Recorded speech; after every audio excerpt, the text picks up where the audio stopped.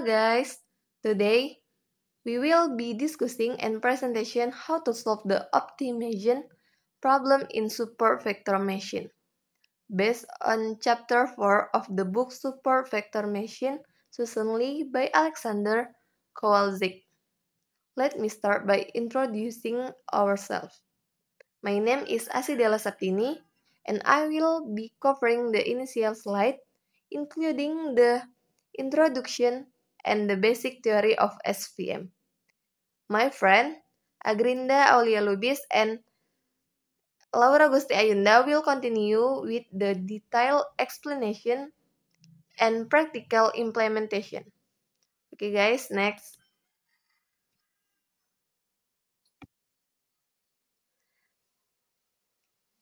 Introduction.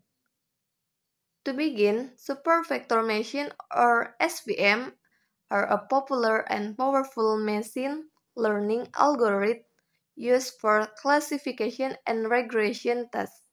SVMs are effective and in high-dimensional space and are versatile due to the use of different kernel functions. This presentation will focus on how we solve the optimization problem in SVM, which is the core topic of chapter 4 in the reference book. The optimization problem is critical because finding the optimal hyperplane that maximizes the margin between classes directly affect the performance of the SVM. Okay, next about basic theory of SVM. Before we dive into the optimization detail, let's review the basic theory of SVM. The main goal of an SVM is to find a hyperplane that maximizes the margin between different classes of data. The margin is the distance between the hyperplane and the nearest data point from each class, often called support vector. A large margin implies better generalization of the classifier to unseen data. The hyperplane can be described by the decision function w dot x plus b equals 0, where w is the weight vector orthogonal to the hyperplane and b is the bias term that shifts the hyperplane. Okay, next about SVM optimization problem. The key challenge in SVM is solving the optimization problem. We aim to find the optimal hyperplane by minimizing the norm of the weight vector. 1/2 times the norm of the square to which maximize the margin. This minimization is subject to constraint that ensure all data points are correctly classified. Specifically, for each training sample, x sub I, y sub I, the following constraint must be satisfied. Y sub I times the quantity w dot x sub I plus b is greater than or equal to 1. This ensures that data points from different classes are correctly spared by the hyperplane. So, here is the formula. Min sub w b 1/2 times the norm of w squared. With the constraint y sub I times the quantity w dot x sub I plus b is the greater than or equals to 1 for all I. Okay guys, thank you. Now I will hand over to my friend to explain the Lagrange method and the dual formulation. Okay. Slide 5, Lagrange method. Slide content. Lagrangian function introduces Lagrange multipliers to transform the constrained optimization problem into an unconstrained one. Lagrangian. Contohnya ada yang kayak di bawah ini. Non-negativity. A, G, garis yang kayak begini. Terus O. Script. To solve this problem, we use the Lagrange method, which transforms the constrained optimization problem into an unconstrained problem.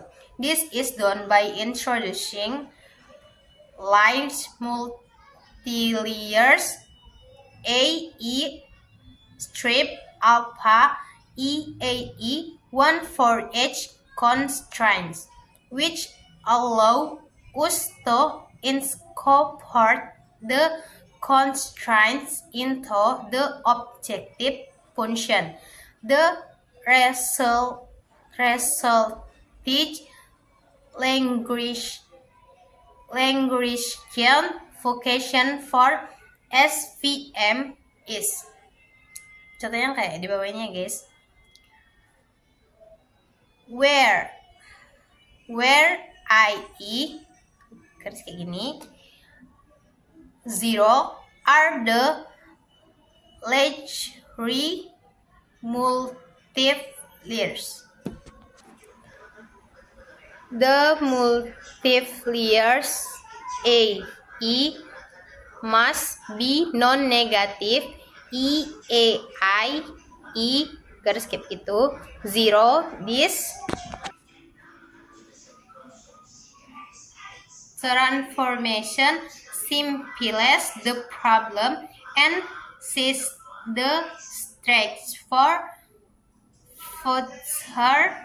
optimization using the dual formulation. So, this is the formula. Slide 6. Dual formulation. Why do we use the dual formulation? It simplifies the computation, especially when dealing with high-dimensional data. The dual formulation transforms the original problem into a new problem that often involves fewer variables. That dual problems in SVM is to maximize the dual Lagrangians. Max, terus yang kayak begini ya. Subject to the constraint range. Terus yang kayak gini, kalian bisa lihat. The dual formulation leverage the fact that many Lagrange multipliers A, E will be 0, focusing only on the support vector that lie on the margin. So, here is the formula. Slide 7. Cars the stage of solution. Spread. The optimal solution to this problem has certain characteristics, many of the AI values will be zero, which means that not all data points influence of points of the hyperplane. The data points associated with AE greater than 0 are called support factors. The support factors are the critical points that define the optimal hyperplane, as they lie close to the margin, the sparsity of the solution, with many AI being zero leads to computational efficiency and makes SVMs powerful for large database. Okay, thank you to my friend in advance. Here I will continue with the next material. I'm Laura Gusti Ayunda. Oke, kita lanjut ke pembahasan yang selanjutnya. To efficiently solve this optimization problem, we use the sequential minimal optimization algorithm, or SMO. SMO break the lag optimization problem into small sub-problems involving two variables at a time. The steps of SMO are: 1. Select two variables, A and I. To optimize these two variables are chosen because optimizing a pair of variables at a time simplifies the constraints. 2. Update the values of this variable by maximizing the dual Lagrange while keeping the rest of the variable fixed. 3.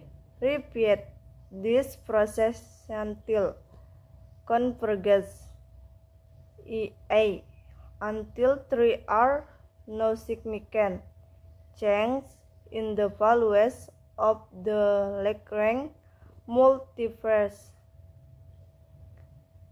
SMO is effective because it simplifies the optimization problem and allows for fast convergence by using analytical updates for each pair of variable. Oke, materi yang ke-9. Script SMO has several advantages.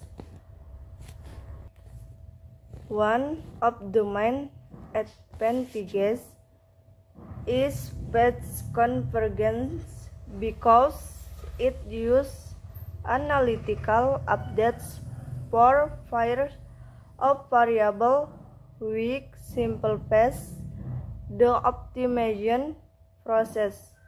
Another advantage is its simple implementation, as it does not require expensive matrix operation or complex linear algebra techniques.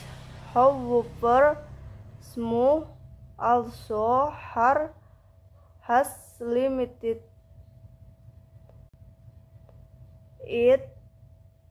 Its performance can degrade when dealing with very large or complex database, where the selection of variables and the convergence critical can become computational in T-shape. Oke, kita lanjut ke materi yang ke-10, script. Now, let's look at a case study and implementation of SMO in Python using the Signecler library. Here, we use the ERS database for classification, which is a well-known database in the machine learning community. First, we load the database and split it into training the testing data. Then we train an CPM model with a linear kernel and evaluate its accuracy. So here in the code, in this code, we first import the Nickensir libraries and load the ERS database. We then split the database into training and testing set. Using the training set, we train an SVM model with a linear kernel. Finally, we evaluate the model on the test set and print the accuracy. This example demonstrates the practical implementation of SPM, the DX, and the effectiveness of the SMO algorithm. Nah, materi yang terakhir, yang ke-11. Finally, Dux informates of support vectors in defining the optimal hyperplane.